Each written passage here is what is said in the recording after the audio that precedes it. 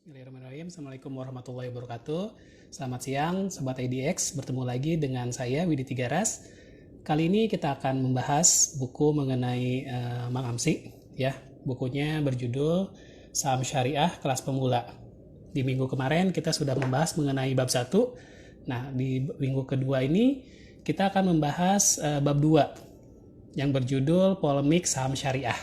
Jadi mungkin teman-teman masih banyak yang bertanya mengenai sebenarnya investasi di saham itu halal nggak ya? Lalu investasi di saham itu apakah judi, ya, goror, maisir? Nah, di bab 2 ini ya Mang Amsi menjelaskan mengenai polemik saham syariah tersebut dari sisi dalil-dalilnya ya.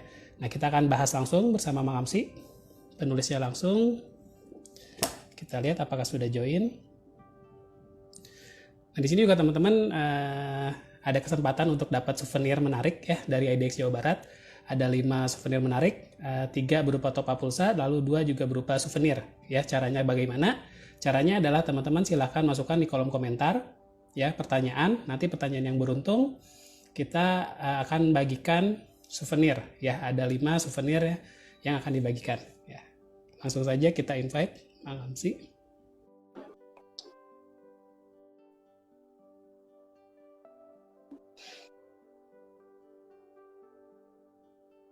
Assalamualaikum. Assalamualaikum warahmatullahi. Alhamdulillah. Punten Sekarang punten gambarnya Kang. muncul, Mang Amsi. Oh ya, kalau tadi sih di saya juga muncul ya Kang. Gitu. Mungkin tadi ada Tapi mungkin di HP saya ada ini kayaknya ada trouble trouble ya. sedikit. Setelah di Betul betul. restart, alhamdulillah sekarang Ada lancar, ya. Mang. Oke. Ya, Mang Amsi sesuai dengan tema kita kali ini membahas mengenai bab 2, Oke. polemik saham syariah, yang menurut Mang Amsi juga ini bab terberat ya Mang di buku Mang Amsi. Bab terberat dan tersusah bikinnya. Tersusah ya Bang. Ini juga sebenarnya banyak juga nih pertanyaan-pertanyaan yang sebenarnya udah masuk di bab 1 kemarin ya Bang, mengenai bagaimana sih sebenarnya saham itu apakah syariah atau enggak. Terus banyak juga yang menjelaskan bahwa banyak yang bilang bahwa saham itu judi gitu ya Bang ya. Jadi udah banyak pertanyaan yang di minggu kemarin sudah masuk. Nah, insya Allah kita akan jawab di minggu ini ya Bang, di bab 2 ini. Iya. Insya Allah. Ya. Insya Allah. Ya, hari ini bab syariah ya, polemik saham syariah di bab 2. Nah, Mang Amsi juga memulai dengan Quran surat Al-Furqan ayat 20 ya, Mang. Betul. Ya. Dan kami tidak mengutus rasul-rasul sebelummu, melainkan mereka sungguh memakan makanan dan berjalan di pasar. Dan kami jadikan sebagian kamu cobaan bagi sebagian yang lain. Maukah kamu bersabar dan Tuhanmu Maha melihat. Ya, kalau saya lihat juga di bab awal ini Mang Amsi menjelaskan mengenai pasar ya Mang, juga pasar modal, lalu definisi juga tentang pasar modal syariah. Iya betul Mas Kang. Ya, langsung aja Mang, silakan Mang. Oke. Ya, Assalamualaikum warahmatullahi wabarakatuh. Waalaikumsalam. Terima kasih kepada IDX Jawa Barat yang sudah memberikan kesempatan kepada saya bisa sharing tentang buku Saham Syariah Kelas Pemula secara berseri ya. Ini pertama kali di Indonesia, pertama kali oleh teman-teman dari IDX Jawa Barat. Terima kasih Kang Reza, terima kasih Kang Widi juga yang sudah 2 kali bersama saya di IDX Jawa Barat dan mungkin pernah juga di acara lain kita kolaborasi ya Kang. Dan alhamdulillah karena ini saya berbagi di tanah kelahiran gitu, jadi saya semangatnya berbeda, gitu. Semangatnya selalu semangat sampai meskipun sinyal putus-putus. Semalam itu saya juga share di tempat lain Kang, pas mau closing mati lampu. Itu jadi untungnya ada emergency lamp, jadi saya gak langsung gelap gitu, jadi ada lampunya nyala gitu ya, jadi kelihatan saya masih kelihatan. Tapi ya tadi gak ada suara langsung gitu. Jadi itu teman-teman, jadi disclaimernya dari awal. Pertama, saya tinggal di tempat yang mungkin agak kurang lancar koneksinya, jadi kalau sesekali putus atau terganggu mohon maaf. Yang kedua juga disclaimernya adalah saya bukan ahli ekonomi syariah teman-teman. Jadi bab 2 ini kalau benar kata Kang Widi tadi, ini bab terberat dan yang bikin buku ini lama sekali ditulis gitu Kang. Jadi saya itu justru Ya. membuat buku ini dimulai dari bab 5, Kang. Kan kalau orang bikin skripsi itu baru bab satunya, 2, 3, Bab 4, satu 5 ya. gitu. Nah, saya mah bab Ya. 5 heula gitu. Kenapa bab 5? Ya. Karena di bab 5 itu cuman mengalihkan pikiran saya di blog ke buku gitu. Tentang kisah Lau Keng Hong itu Ya. kan saya pindahin gitu. Itu kan udah ada dari sebelumnya, tinggal ditambah-tambah sedikit gitu ya. Kemudian setelah bab Ya. 5 yang agak santai itu bab 4. Bab 4 juga kenapa? Karena saya bicara data yang sering saya ungkap. Jadi mudah juga. Padahal itu kata orang sih bab 4 yang agak susah karena Mak Amsi katanya nyarinya susah. Justru bab 4 itu Ya. mudah karena saya suka ngumpulin data. Jadi bukan sesuatu yang sulit kalau bagi saya, karena saya misalnya punya laporan keuangan perusahaan dari tahun 99 loh, Kang. Ya. Jadi kalau orang itu cuma 3 tahun terakhir di website IDX, saya punya data sampai Ya. tahun 99 gitu. Yang bentuknya masih Wah. DVD itu gitu. Jadi alhamdulillah saya pernah diberi oleh bosnya BI 5000 waktu itu ya, waktu saya sering ngisi di forumnya. Kemudian juga tadi bicara tentang bab 2 ya, bab 2 ini tadi benar. Jadi kenapa berat? Karena ngomongin hukum gitu. Saya itu entah Kang dari dulu itu kenapa saya kalau pelajaran fikih itu nilainya jarang bagus. Kan saya orang anak madrasah nih ya. Di madrasah itu kan fikih itu pelajaran wajib gitu. Tapi di antara pelajaran agama lain, Quran, hadis, fikih, kemudian bahasa Arab, sejarah kebudayaan Islam, dan satu lagi apa? SKI, fikih, Quran, hadis, bahasa Arab, dan akidah akhlak ya, akidah akhlak. Itu yang paling susah itu fikih, Kang. Saya bukan susah sebenarnya. Saya itu harus menyesuaikan dengan gurunya gitu. Kalau gurunya misalnya, mohon maaf ya, kalau gurunya misalnya orang tradisional, saya harus menggunakan jawaban yang fikihnya fikih tradisional gitu kan. Nah, ketika di aliyah, saya punya guru, mohon maaf, gurunya itu dari organisasi lain misalnya. Nah, sementara saya menjawab dengan pemahaman saya, misalnya yang tradisional, misalnya waktu itu. Akhirnya saya nilainya kurang bagus, karena berbeda pendapat kan gitu ya. Jadi kan kadang berbeda pendapat dalam fikih itu biasa, tapi ketika dalam sebuah pelajaran, itu bisa berakibatnya berbeda. Maka saya pernah, waktu itu ini oleh ayah saya, kalau kamu semester depan nilai fikihnya 6, saya nilai fikih 6, Kang. Jadi kalau kamu nilai fikihnya 6, kamu sekolahnya pindah atau berhenti sekolahnya. Karena saya kan sekolahnya di madrasah gitu. Aduh bingung ya. Akhirnya saya menyesuaikan gitu. Kalau misalnya fikihnya guru saya ini seperti ini, ya saya ikut jawabannya seperti itu. Meskipun dalam prakteknya saya berbeda dengan guru saya. Nah, makanya itu yang kenapa saya juduli juga bab 2 ini polemik gitu. Polemik itu kan kalau kita baca Wikipedia sesuatu yang perdebatan, diskusi yang sengit gitu ya di tempat umum atau media massa berbentuk tulisan. Jadi bisa berbagai pendapat dari jurnal, dari manapun. Nah, di bab 2 inilah akhirnya, nah cara mudahnya saya tidak terlalu ribet di bab 2 adalah banyak mengutip saja gitu kan. Jadi ketika kalau ada yang nanya, kan saya ngutip dari tokoh ini, saya mengutip dari orang ini. Jadi itu bagi saya sih lebih santai ketimbang saya berpendapat sendiri gitu. Kenapa? Diakui atau tidak, saya bukan orang yang punya kompetensi atau kapasitas di bidang fikih dan di bidang ekonomi gitu. Karena saya basicnya bahasa Arab, meskipun gitu. Kenapa? Akhirnya saya kutipkan yang saya bisa itu yang ngutip ayat aja. Kita karena ayat kan orang bisa menafsirkan dengan tafsir yang ada, dan itu cuman cukup belajar bahasa Arab saja gitu. Tapi ketika belajar hukum, seperti tadi ya, pasar modal syariah itu apa, pasar itu seperti apa. Jadi saya ngambil definisi-definisi yang populer dari pendapat para ahli gitu. Jadi ketika orang nanti bertanya, jadi kan saya juga gini Kang, buku ini kan sebenarnya buku Saham Syariah kelas pemula ini selain dimaksudkan untuk para praktisi dan yang dengan bahasa yang populis gitu. Mungkin juga ada beberapa orang teman kita yang masih mahasiswa juga bisa menggunakan buku ini sebagai referensi gitu. Karena itulah saya juga sebagiannya mengutip jurnal, dan jurnal itu kan salah satu referensi ilmiah yang harus terus up to date ya. Nah, kebetulan kemarin minggu kemarin ya, hari Kamis kemarin itu, karena kan Jumatnya kita gak live karena libur Kang ya.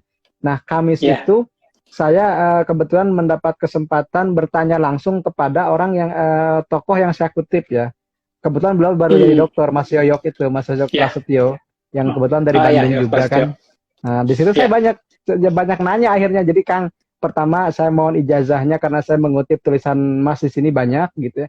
Yang kedua sekaligus saya nanya misalnya tentang rasio keuangan syariah untuk kriteria saham syariah, kemudian juga saya bertanya kan karena beliau itu lebih punya referensinya di bidang perkembangan dari masa ke masa tentang kriteria saham syariah.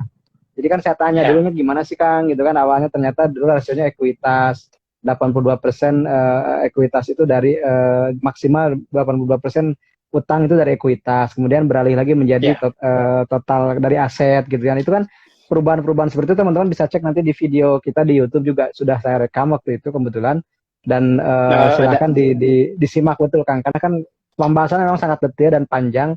Nah intinya channelnya apa, apa yang Mang? saya Mungkin bagi teman-teman. oh channelnya Syariah Saham. Jadi kalau Ya, syariah di saham. YouTube ada Ya. Syariah Saham. Saya kalau live Instagram kemudian ini video-video itu saya uploadnya di YouTube Syariah Saham. Jadi silakan teman-teman boleh cari apa Instagram live kita di sebelum-sebelumnya juga saya upload di situ supaya ada dokumentasi gitu Kang. Bisa dibaca Siap, atau Mang. didengar lagi kapan-kapan. Jadi kalau tadi bicara tentang kenapa sih saya mengutip tentang Al-Furqan ayat 20 di awal gitu Kang? Karena saya ingin memberikan Ya. sebuah gambaran bahwa Rasulullah itu figur manusia biasa yang kelebihannya itu diberikan wahyu gitu. Makanya di Ya. surah Al-Furqan tersebut kan kalau ininya detailnya kan kalau kita baca Al-Qur'annya ya Kang ya supaya lebih lebih afdol gitu kan kalau itu terjemahannya ya. Ya. Al-Furqan itu Ya. teman-teman nomor 25 juz 20 itu pas awal mau juz 20.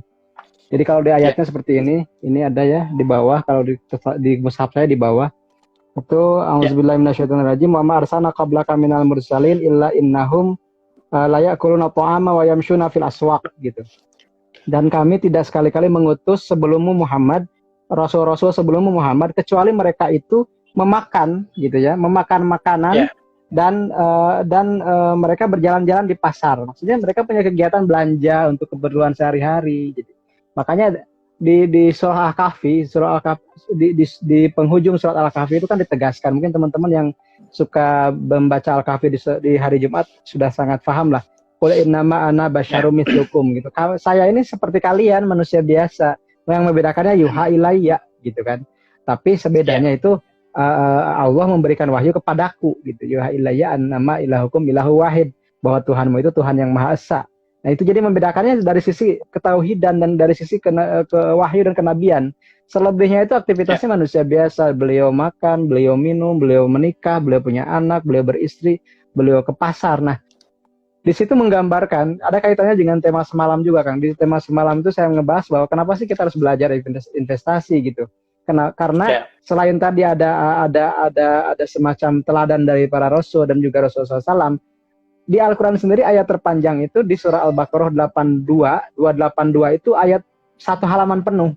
Dan itu bicara tentang transaksi, bagaimana adab dari transaksi gitu kan, etika muamalah itu diatur. Di situ bahkan misalnya tidak ada yang menyebutkan tentang ibadah ritual, semuanya adalah ibadah sosial dan ibadah ekonomi, ibadah finansial. Bagi saya berinvestasi, kemudian mencatatkan transaksi itu juga bentuknya ibadah. Dan itu dianjurkan dan itu jadi ayat yang terpanjang. Nah, inspirasi dari situ berarti kalau kita mau ambil hikmahnya, orang muslim itu harus melek pasar gitu kan. Orang muslim itu harus melek pasar gitu. Karena pasar itu meskipun ada hadis yang menyebutkan tempat yang paling kurang baik gitu, tapi disitulah paling buruk betul. Tapi di situ juga mengandung misalnya aktivitas jual beli yang Allah halalkan gitu. Wa ahallallahul bai'a wa harramar riba gitu kan. Justru pasar itu untuk menguji bagaimana manusia itu amanah dalam menjalankan transaksi, adanya pasar. Jadi kan gini, kalau saya sih pernah mengutip gitu kan. Pernah terinspirasi bahwa kalau kita soleh di gua itu nggak ada tantangan. Tapi kalau kita soleh di pasar, soleh di tempat umum itu ada tantangannya gitu. Jadi kalau kita ibadah terus di tempat yang sepi mah ya itu mah bisa-bisa aja karena nggak ada tantangannya gitu. Tantangan dengan dirinya sendiri. Tapi ketika kita mengamalkan apa ajaran agama kita diujinya di tempat publik, di pasar, di komunitas gitu, di masyarakat, di depan teman-teman. Nah itu ujiannya. Nah makanya saham syariah itu atau pasar modal syariah secara umum dulu ya, pasar modal syariah itu lahir kalau bagi saya itu untuk menguji kita juga gitu, menguji bagi seberapa amanah kita menjalankan transaksi, seberapa terbebas kita dari maisir, dari perjudian, taruhan, dari gharar, spekulasi yang berlebihan dan dari riba tentunya, yang mungkin sebagian orang Ya. masih menghukumi bahwa bunga itu kan memang riba. Nah, menurut saya tadi gitu, pasar itu sebenarnya bukan masalah pasarnya, tapi pelaku pasarnya. Transaksinya. Pasar dari dulu ya seperti itu juga, ada jual, ada beli, ada penjual, ada pembeli, ada barang yang diperjualbelikan, ada akadnya. Nah, tapi bagaimana Ya. kita memaknai mekanisme pasar, itulah yang menjadi ujian kita sebagai pelaku dari pasar itu sendiri. Karena menurut saya tidak ada orang yang tidak pernah berinteraksi dengan pasar. Semuanya Ya. pernah, mungkin ya. Semuanya saya yakin pernah deh. Kalau nggak kita ya istri kita, ibu kita pasti pernah ke pasar. Atau kita pernah Pasar, beli sama betul. temen, jual beli. Jadi bagi saya pasar itu bukan tempat, gitu kan. Pasar itu adalah aktivitas. Gitu. Selain Ya. misalnya kalau kita ke pasar nih, kalau kita ke pasar cuma jalan-jalan doang, itu bukan sebagai pelaku pasar kan. Mungkin kita berlari di situ, nggak belanja, Ya. itu nggak. Tapi pasar itu ya ketika terjadi transaksi, maka pasar modal itu sebenarnya ya tidak jauh beda dengan pasar biasa. Hanya saja efek barang yang diperjualbelikannya katakanlah bukan sayur, bukan ikan, tapi efek surat berharga, bisa obligasi, bisa reksadana, bisa saham dan yang lainnya. Sekarang ada dire atau EBA dan seterusnya, ETF ya. EBA. Nah, yang menjadikan syariahnya itu, makanya pasar modal itu yang menjadikan syariahnya bukan di pasarnya saja, tapi bukan pasarnya maksudnya, tapi bagaimana transaksinya dan juga objeknya. Transaksinya dan barang yang produk yang diperjualbelikannya itu harus sesuai dengan kaidah syariah. Nah, disitulah mungkin mulailah di situ muncul polemik, Kang. Kalau sampai ke pasar modal syariah mungkin nggak banyak polemik ya. Nah, ketika masuk ke kriteria, disitulah polemiknya terjadi. Kenapa ini disebut syariah padahal begini? Nah, itu polemik. Jadi kalau pernah ada sih pembaca juga ke saya, Mang, mana polemiknya? Kok gak ada polemik sih, biasa aja gitu. Kalau bagi saya sih ketika ada memperdebatkan halal haram, memperdebatkan gor atau tidak, itu sudah polemik ya. Meskipun ya mungkin tidak sehang. Kenapa? Karena saya buat di sini nggak seruncing yang ada gitu, Kang. Kalau saya gambarkan narasinya seperti yang sebenarnya terjadi, mungkin lebih runcing sih sebenarnya. Tapi saya itu kurang nyaman dengan perdebatan, makanya saya buat perdebatannya itu ya biasa-biasa aja gitu, mengalir biasa gitu, Kang. Kalau mungkin yang pernah baca ya. Baik, makanya terjawab ya, Mang. Jadi polemik itu tadi ya, ada perdebatan-perdebatannya, Mang, isinya. Perdebatan, betul. Iya. Lalu juga di sini Mang Amsi juga mencontohkan ya ciri-ciri dari pasar modal syariah, Mang. Yang pertama itu bahwa transaksinya harus sesuai dengan syariah. Lalu yang kedua adalah saham yang sudah dibeli boleh transaksikan kembali meskipun settlement T+2 ya, atau disebut dengan qabad hukmi ya, Bang ya. Iya, betul. Ya, Kang. Lalu juga Mang Amsi menjelaskan mengenai hukum ya, Mang. Hukum dari perdagangan tadi belum disebutkan emang tentang hukum di pasar modal itu ini Mas, continuous auction atau bai al musawamah itu, Bang. Iya, jual beli yang berkelanjutan gitu kan, dengan kesepakatan harga yang disepakati ya. Kemudian juga kan gini, kalau di situ itu yang dua poin tersebut sebenarnya muncul dari fatwa nomor 80 tahun 2011 ya, Kang, yang melandasi munculnya indeks saham syariah Indonesia, kan seperti itu ya. Dan itu ada penjelasannya di lampiran. Kalau teman-teman nanti beli buku ini dan punya buku ini, bisa dibaca mulai halaman 240-an lah, Kang, lampiran ya. Berapa nih? Ya, 235. 235. Kan? Itu saya kutipkan lengkap fatwanya dari mulai ayatnya, hadisnya, pendapat ulama sampai memutuskan kenapa sih itu dibolehkan transaksinya. Di situ dijelaskan bahwa di situ ada konsep bai al musawamah, kan begitu ya. Jadi saya kira di ketentuan khususnya itu sangat jelas. Itu pembeli misalnya akan jual beli dinilai sah ketika terjadi kesepakatan pada harga satu jenis volume tertentu. Kemudian juga perdagangan efek di pasar reguler menggunakan akad jual beli atau bai. Kemudian huruf C, pembeli boleh menjual efek setelah akad jual beli dinilai sah walaupun penyelesaiannya dilaksanakan di kemudian hari dengan prinsip qabad hukmi. Nah, itu kan sudah sangat, menurut saya fatwa tersebut sudah sangat komprehensif untuk menjadi dasar hukum kita bertransaksi di pasar modal gitu ya, di pasar modal syariah. Seperti itu, Kang. Jadi kalau bagi saya yang katakanlah tidak terlalu mahir di bidang fikih, di bidang ekonomi Islam, fatwa itu sudah menjadi sesuatu yang final gitu. Dan jadi saya kan sering ada yang nanya nih di grup itu, Kang, Mang, ini gimana sih MUI seperti ini kok terlalu longgar gini. Oke, saya tak jawabnya gini. kalau Mbak atau Mas ingin protes, tempatnya adalah di Dewan Syariah Nasional. Nah, kalau saya karena saya tidak punya kapasitas untuk protes, ya saya ikut aja. Kemudian misalnya kalau ada yang kurang nyaman, kita aja yang batasi misalnya. Kita yang punya apa ya? Kita seleksi lagi apa hasil screening dari DSN MUI dan OJK itu, kita screening balik apa? Kita screening lagi. Makanya kemarin kan ketika ada orang yang nanya ke saya, emang ada saham syariah yang nol rupiah, tidak punya bank, tidak punya utang ke bank. Tidak Kan punya biasa utang jadi ke bank. penasaran kan. Dan ternyata ada 8. Kalau di YouTube-nya 7 sih ya. Ternyata satu ada yang ketinggalan, Indesemen Tunggal Prakarsa. Jadi semuanya ada 8. Jadi 8 saham tersebut ternyata tidak punya utang sepeser pun ke bank. Jadi kalau teman-teman yang ingin hati-hati banget ya itu aja. Beli perusahaan yang itu ya, memang yang 8 itu, yang emiten pasif gitu ya. Maksudnya emiten pasif itu yang dinyatakan syariahnya oleh pihak ketiga gitu. Kalau yang aktif kan 4. BRIS, BTPS, PNBS, dan YMAS. BTPS.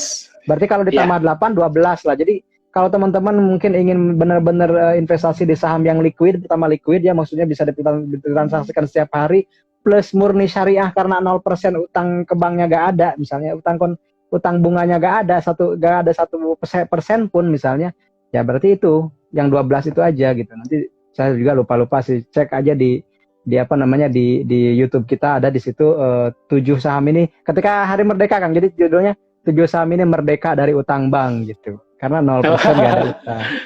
Jadi seperti itu. Menarik ya Bang ya. Tapi sebelum ke situ Bang, mungkin teman-teman juga sebelum kita loncat ke itu ya Bang, tentang perbedaan dari pasar modal syariah sama pasar modal pada umumnya, apa ya Bang gitu. Lalu juga terkait dengan produknya ya Bang, produknya ada apa saja. Lalu screeningnya Bang, mungkin screening saham syariah.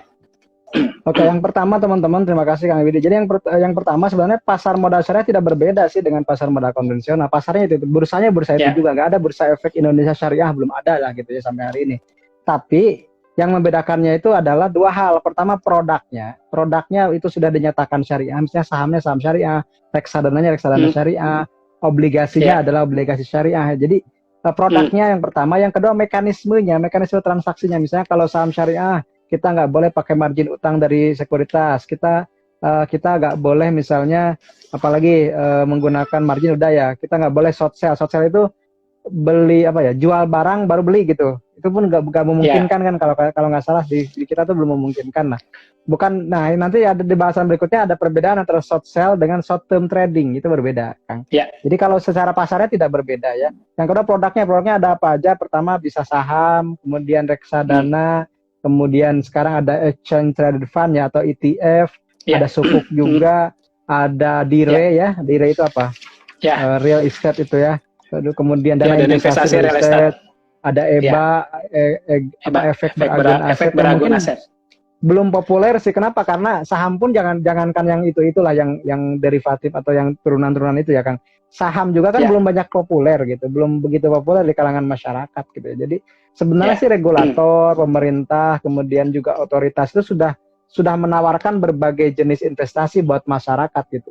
Sehingga bagaimana mungkin mereka itu tim misalnya seperti Akang dari bursa, kemudian dari OJK itu terus mensosialisasikan jenis-jenis instrumennya itu, karena terus terang mungkin masyarakat juga masih belum ngeh lah dengan instrumen pasar modal ya, padahal itu dekat dengan mereka. Tapi sekarang sih seiring dengan waktu mulai pada melek. Kemudian kalau kita lihat statistik misalnya investor terbaru itu kan kebanyakan usia 30-an. Artinya banyak milenial yang sudah mulai tergerak untuk belajar tentang pasar modal dan juga pasar modal syariah.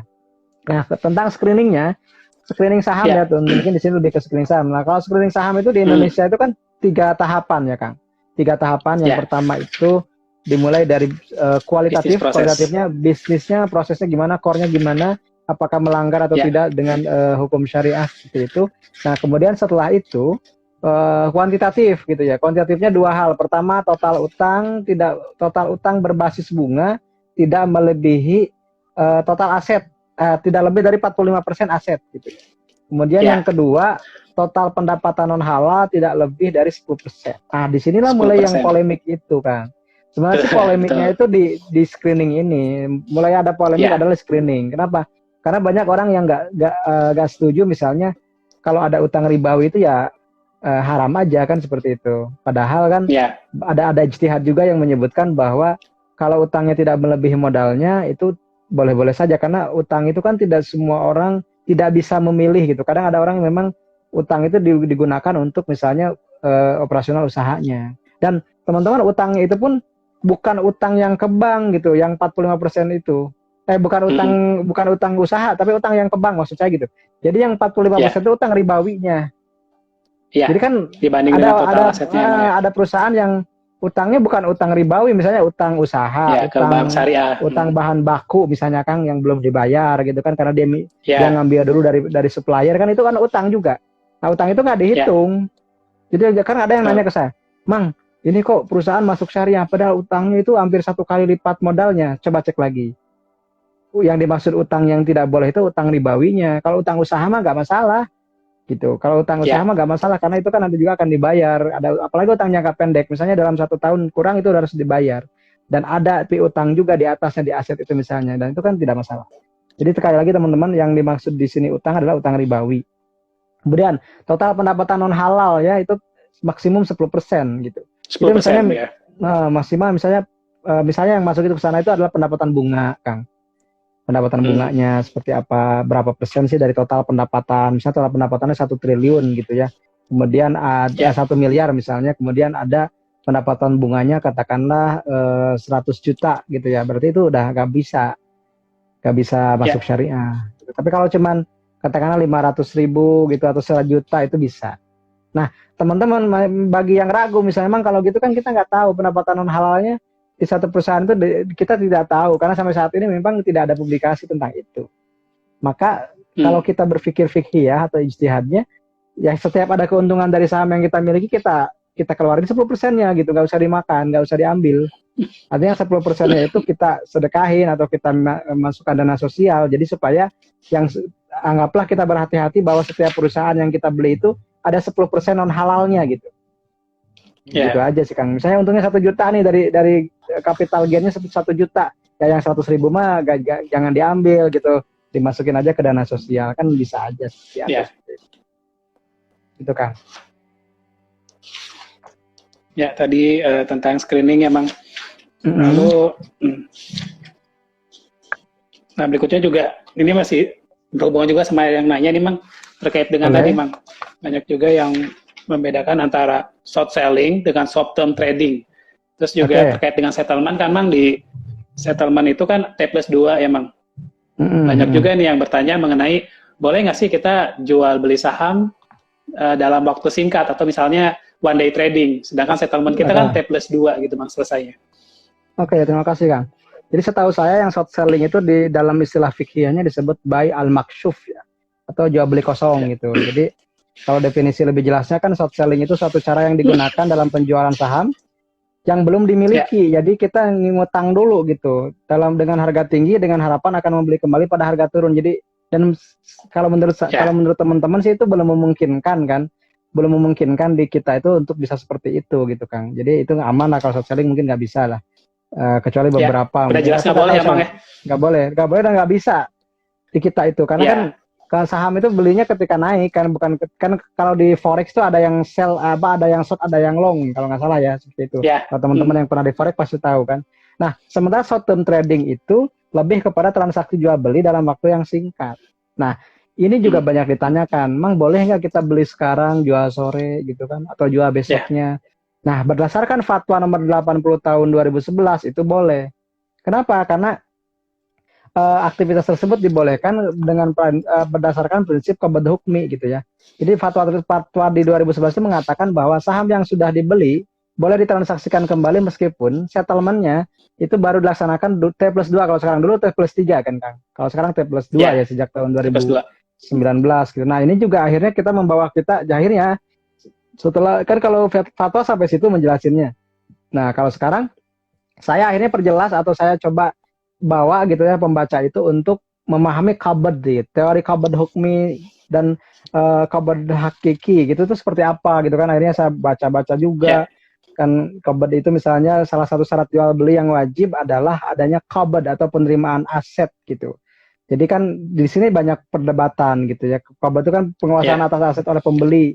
Di sini ada dua bagian, ada buy hakiki, ada buy hukmi atau qabad Hukmi, ya. hakiki dan qabad hukmi. Kalau qabad hakiki itu kan Hukmi, ya.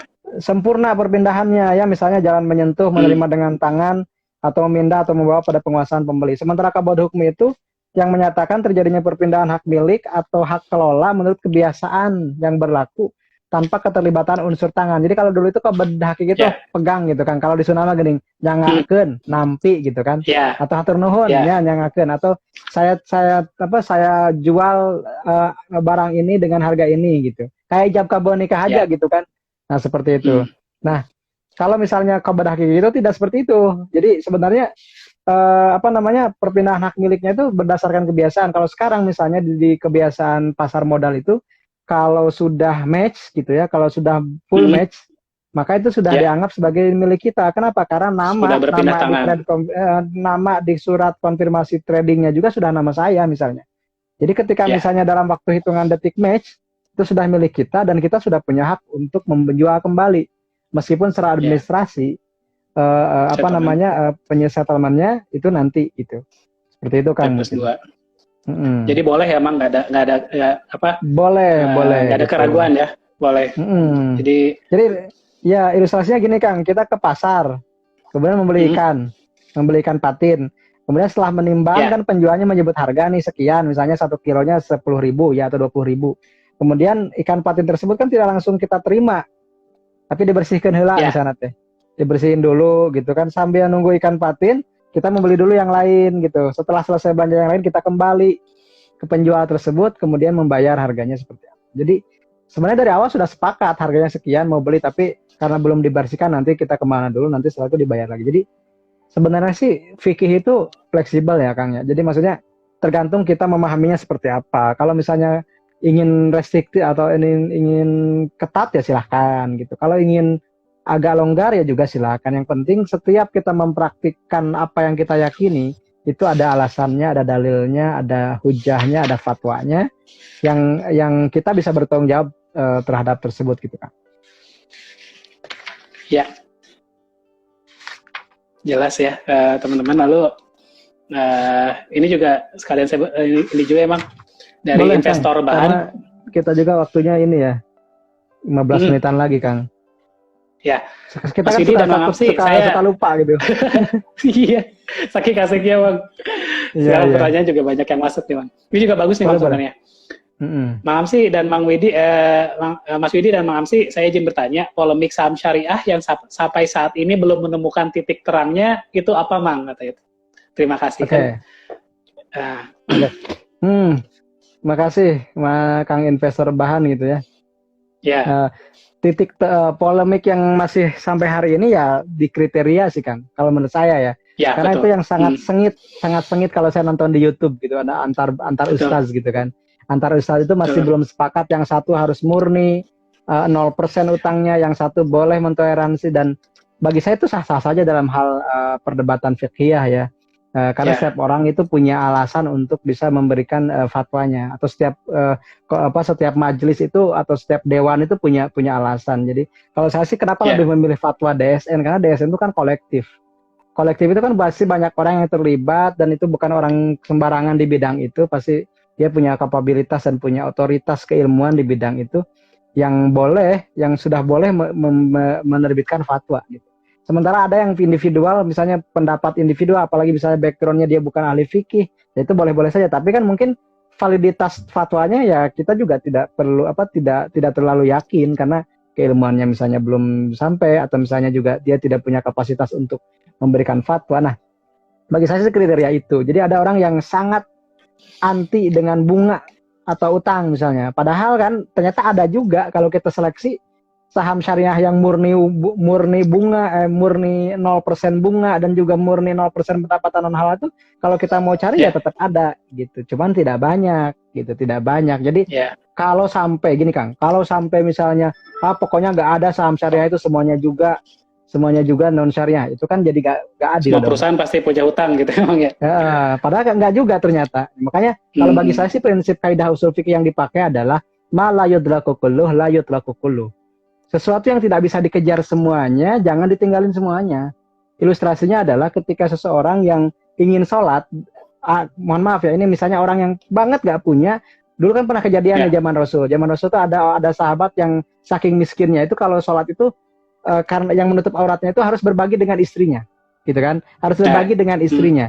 Nah, dan itu pun sampai tidak menutup aurat gitu. Misalnya kan bayangkan itu ada loh Kang di sekitar kita yang pakaiannya memang compang-camping dan misalnya tidak layak dipakai sholat. Tapi jangan sampai karena kita punya pakaian yang itu-itunya dan belum bisa ditambal atau misalnya sangat lusuh, jangan sampai tinggalin sholatnya. Itu malah yudla kekuluh, sesuatu yang tidak bisa dikejar semuanya, jangan ditinggalin semuanya. Jadi semampunya saja. Kita belum bisa misalnya screening sahamnya itu 0% bunga, 0% pendapatan halal. Tapi jangan sampai kita langsung menggeneralisir bahwa pasar modal syariah itu gak syariah. Menurut saya nggak bijak. Apalagi kalau misalnya ada embel-embel gak sukanya itu karena gak suka dengan organisasinya atau gak suka dengan orangnya. Padahal kita diamanatkan di surah Al-Maidah ayat 8 ya, nomor 5 ayat 8. Wala yajrimannakum syana'anu qaumin ala alla ta'dilu gitu. Jangan sampai kebencianmu pada satu golongan membuat kamu tidak berlaku adil dalam menakar sesuatu. Jadi kalau kita nggak suka dengan seseorang, nggak suka dengan komunitas, nggak suka dengan misalnya ulama 1-2 gitu ya, jangan sampai harus memvonis bahwa pokoknya ini nggak boleh. Itu nggak adil. Dan di situ di ayat tersebut ditegaskan adilu huwa aqrabul taqwa. Berlaku adil lah karena adil itu lebih dekat kepada ketakwaan gitu. Jadi nanti teman-teman dalam menilai itu lebih bijak, dalam menjudge orang lebih bijak, menjudge fatwa itu lebih bijak. Karena jangan sampai gitu kita merasa bersih atau merasa paling bersih dari riba gitu. Tapi kita punya dosa baru, sombong gitu. Jangan sampai ketika kita merasa paling bersih justru kita dapat satu yang lain gitu secara akhlak gitu ada sesuatu yang kurang bagus, yaitu tadi merasa diri benar, merasa diri lebih dari orang lain. Karena kalau kita sudah gini Kang, kali ini kajiannya jadi ke situ ya.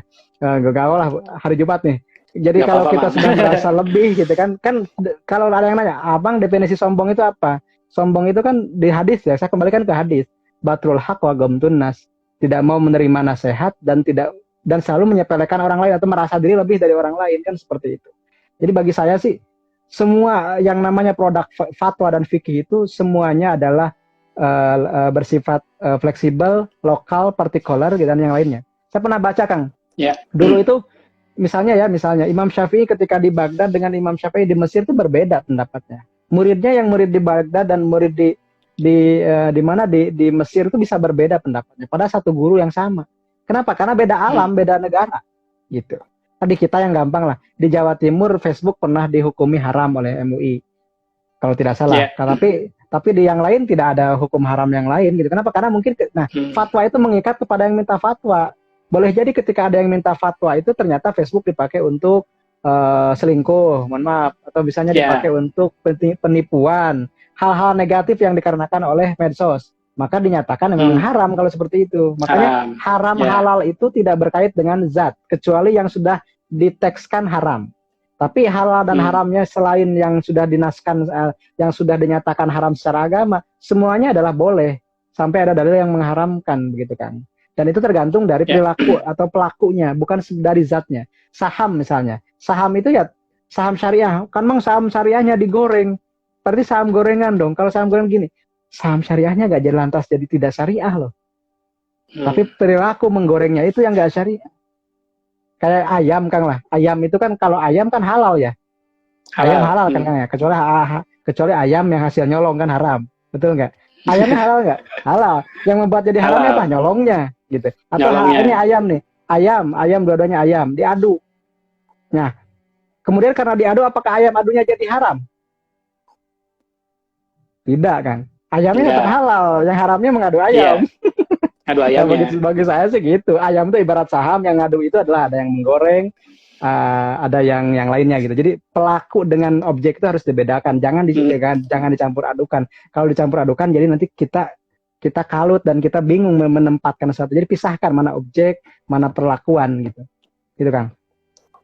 Ya, lalu juga yang banyak spekulasi juga terkait ini, Mang. Polemik juga terkait dengan saham itu katanya judi, karena kan menebak. Kan kita nggak tahu nih, Mang, ke depannya apakah saham itu naik atau turun. Iya. Nah, itu juga yang banyak jadi polemik. Itu gimana, Mang? Pertanyaan itu saya suka balik pertanyaannya. Kalau saya kan petani nih, saya punya sawah. Apakah saya tahu kalau harga padi akan jatuh? Betul nggak Kang? Itu risiko kalau menurut saya. Sekarang di saya kan punya sawah nih. Kemarin lumbung saya udah penuh nih, ceritanya udah penuh. Karena udah penuh, saya mau jual sebagian. Tapi ternyata ketika mau jual itu pabrik-pabrik itu nggak nerima. Kenapa? Karena sekarang itu banyak padi subsidi beras subsidi dari pemerintah. Jadi jualan beras kurang laku. Nah karena kurang laku maka harga padi pun jatuh kan. Sekarang satu kintalnya di bawah 500.000 misalnya. Nah ketika saya panen, apakah saya tahu Pak ketika saya menanam padi itu bahwa padinya akan jatuh harganya ketika panen? Kan tidak kan. Nah bagi saya di situ bukan judi. Kita ikhtiar seadanya semampunya memupuk padi. Nah ketika itu risiko. Dan kalau risiko dalam usaha itu kan ada gitu. Yang risiko dalam usaha itu ada. Bagaimana caranya supaya tidak rugi? Ya mungkin jual rugi, cut loss kalau di istilah saham, dan yang lainnya. Jadi selama kita memperjualbelikan saham tersebut dengan ilmu, kemudian dengan analisis, kan kalau saya menanam padi nggak tebak-tebakan dong Kang. Pasti saya rawat, gitu kan. Pasti saya pupuk begitu. Kenapa? Karena saya tahu bahwa ini suatu ketika bisa dijual. Saham pun sama gitu. Kalau kita pada akhirnya toh jadi jual rugi ya itu nggak masalah. Itu kan mekanisme. Itu juga takdir lah pada akhirnya seperti itu. Padahal di awal kita udah analisis benar gitu kan. Nah, seperti itu. Dan bagi saya sih itu salah satu risiko juga gitu. Masuknya ke risiko bukan spekulasi. Kecuali kalau gini ya sama pokoknya nebak aja saya beli aja nggak tahu sahamnya saham apa. Nah itu baru. Jadi saham yang sama misalnya katakanlah saham saham BES gitu, Bekasi Industri kalau beli BES saya nggak spekulasi. Kenapa? Karena saya tahu BES itu Bekasi Fajar Industrial Estate. Itu kawasan industri yang ada di Bekasi. Itu kan harga sahamnya sekitar 150-an atau 140 sampai 150. Kemudian price to book value-nya 0, sekian. Harga nilai bukunya 400-an. Jadi di harga 140 itu katakanlah masih ada upside-nya lumayan. Meskipun kemarin membukukan rugi bersih. Nah, itu kan analisis kan. Analisis fundamental. Nah, kalau analisis fundamental kan saya nggak tebak-tebakan. Kecuali kalau gini, pokoknya saya beli saham BES, yang namanya juga BES kan terbaik dibanding good yang baik. Kalau good kan baik, saham Garuda Food good, baik. Nah, saya mau beli BES deh yang terbaik gitu kan. Karena good dengan BES gitu. Ini jadi stock pick jadi. Nah, maksudnya ada orang yang cuma gitu aja, saya beli good karena baik dan beli BES karena terbaik. Terus ditanya, itu sama apa? Nggak tahu. Nah, kenapa? Nggak tahu. Ya, itu batu ada spekulasi. Benar gitu. Berarti kalau saya yang paling penting juga kita harus ada analisis juga ya, mendasari kenapa kita membeli saham tersebut. Itu. Ya minimal tahu perusahaannya apa, itu sudah menghindarkan kita dari goror kan. Kalau lebih lanjut lagi, lebih dalam lagi, analisis teknikalnya, fundamentalnya, itu kan ada ikhtiar gitu. Dan itu juga akan menghindarkan lagi dari maisir. Kan maisir itu kan ada judi itu ada yang mendefinisikan mendapat keuntungan tanpa kerja keras. Kita mah gimana nggak kerja keras kan, liatin analisis keuangannya, liatin grafiknya, tanya ke teman bagaimana prospeknya, itu kan ada usaha. Kalau judi itu nebak-nebak aja, beli ya, itu kembali ke kita. Saham yang sama bisa diperlakukan berbeda. Saham yang sama bisa diperlakukan berbeda. Seorang spekulatif, seorang pakai analisis, seorang tebak-tebakan. Apakah sama jadi haram? Enggak. Perlakuan kita ke saham tersebut yang jadi haram halal. Itu menurut saya gitu kan. Mungkin yang lain berbeda. Ya, lalu kita jawabin pertanyaan nih Bang. Dari Diki. Boleh. Kita berapa menit lagi kan? Diki garis bawah 10 menit ya? Kemungkinan 10 menit nih Bang. Okay. Bang mau tanya emiten yang tidak punya hutang. Emiten yang tidak punya hutang katanya Bang. Emiten yang atau tidak punya referensinya hutang. bisa cari kemana? Oke, kemarin tanggal 17 Agustus pas Hari Merdeka saya terinspirasi untuk mencari saham yang merdeka dari utang. Utang ke bank maksudnya. Itu ternyata ada 8.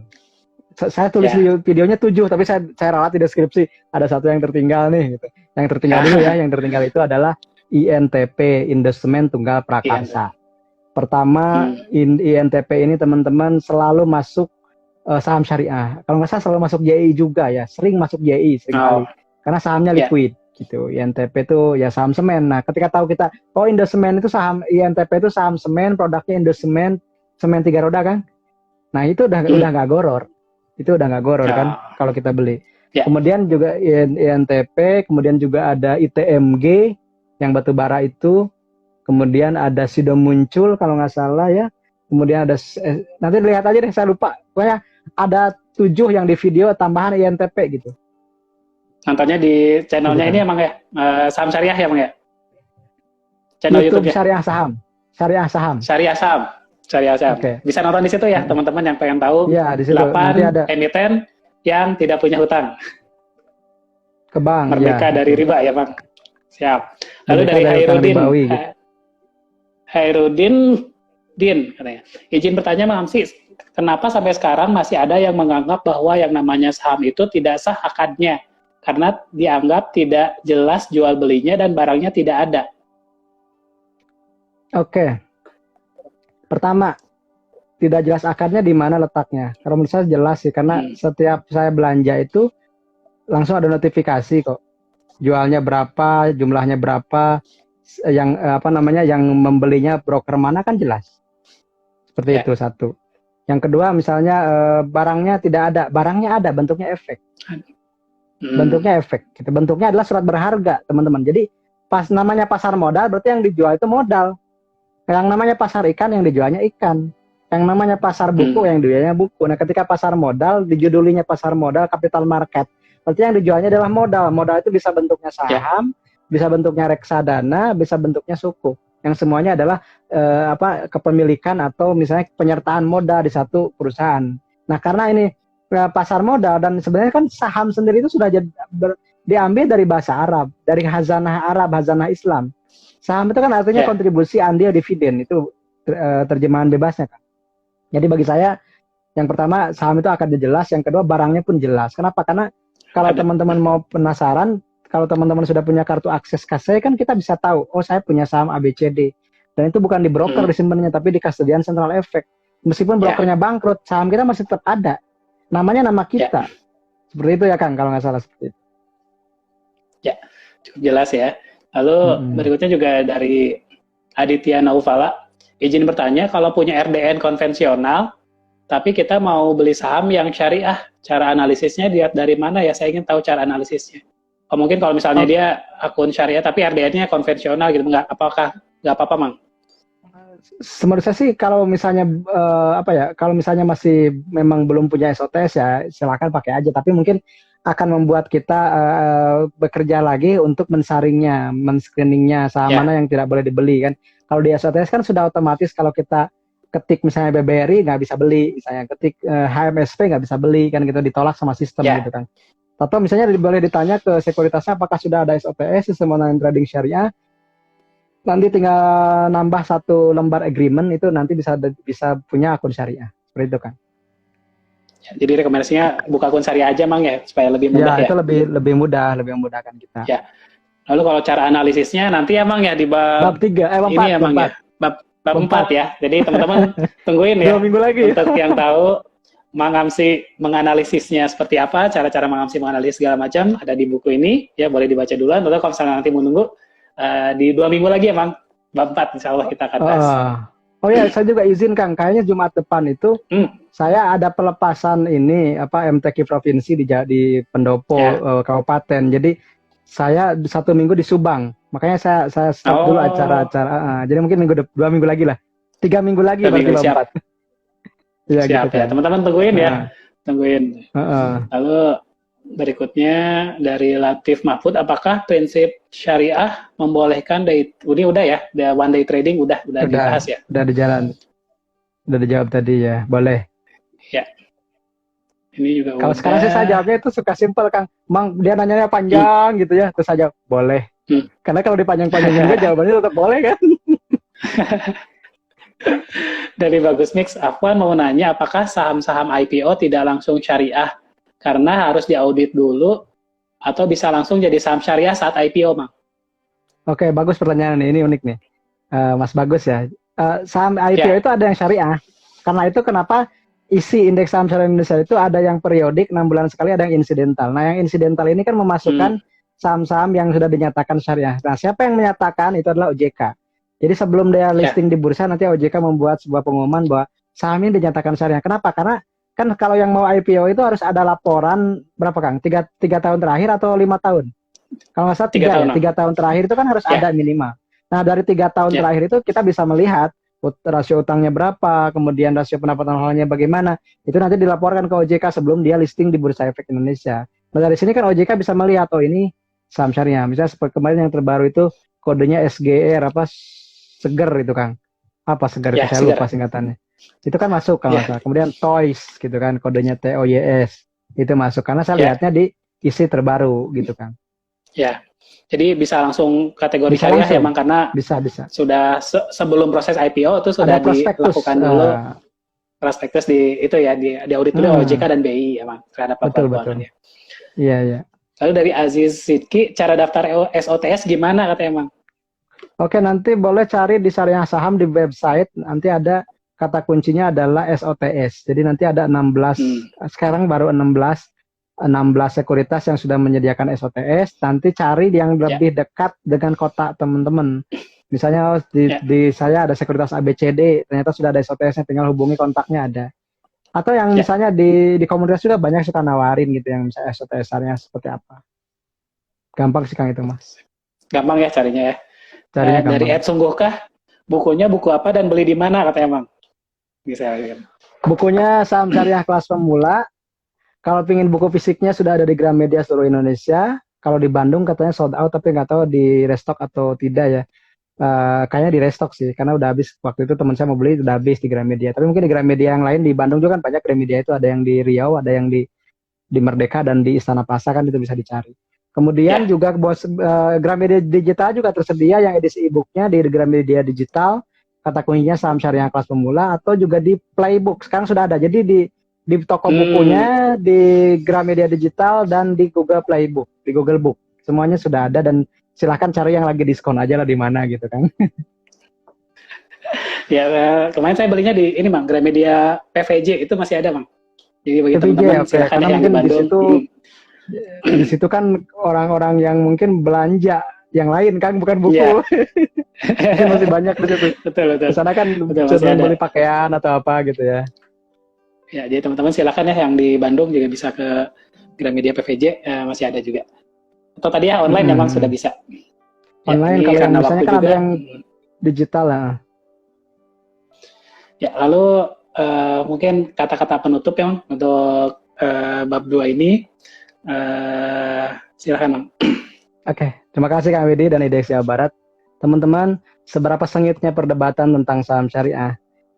Itu kembali kepada prioritas dan preferensi fikih kita masing-masing.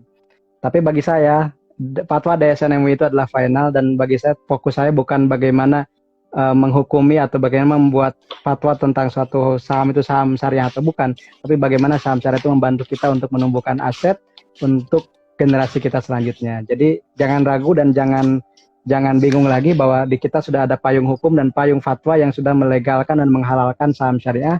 Tinggal kita bagaimana menganalisisnya untuk menjadi sesuatu yang bermanfaat dan bermaslahat buat kehidupan kita. Gitu kan? Ya, jadi mudah-mudahan teman-teman bisa menjawab ya terkait dengan polemik saham syariah. Tadi juga Mang Amsi sudah banyak menjelaskan. Yang pengen tahu lebih dalam, mangga silahkan dia baca bukunya. Jadi isinya juga lebih banyak sebenarnya, Mang, yang belum kita bahas sebenarnya. Jadi teman-teman, iya, karena tebal, sebenarnya itu paling tebal. Ya, silakan untuk membaca bukunya secara langsung. Nanti spoiler juga, Mang, untuk minggu depan teman-teman ya. Kita akan membahas 2 minggu lagi ya mungkin, Mang Amsi. Tentang yuk dagang saham syariah. Jadi nanti kita akan dibahas tentang ilustrasi ya, Mang, ilustrasi perdagangan saham, jam perdagangan, SOTS dan lain sebagainya. Insya nanti kita akan bahas mungkin 2 minggu. Itu dari bursa yang lebih jelas menjelaskan nanti Kang Widi itu mah. Nanti saya juga bantu, Mang. Baik, demikian teman-teman, terima kasih telah join. Nanti untuk 5 pemenang souvenir kita akan bagikan, infokan melalui DM ya, DM Instagram. Kita tutup. Maaf sih, saya ucapkan terima kasih sudah sharing kepada teman-teman semuanya. Sami-sami, salam buat semuanya, Kang Reza dan semuanya ya. Ya, wabillahi taufiq wal hidayah. Assalamualaikum warahmatullahi wabarakatuh. Ya, Bu Lina. Waalaikumsalam warahmatullahi wabarakatuh. Nuhun, Kang. Sami-sami, Kang. Yuk.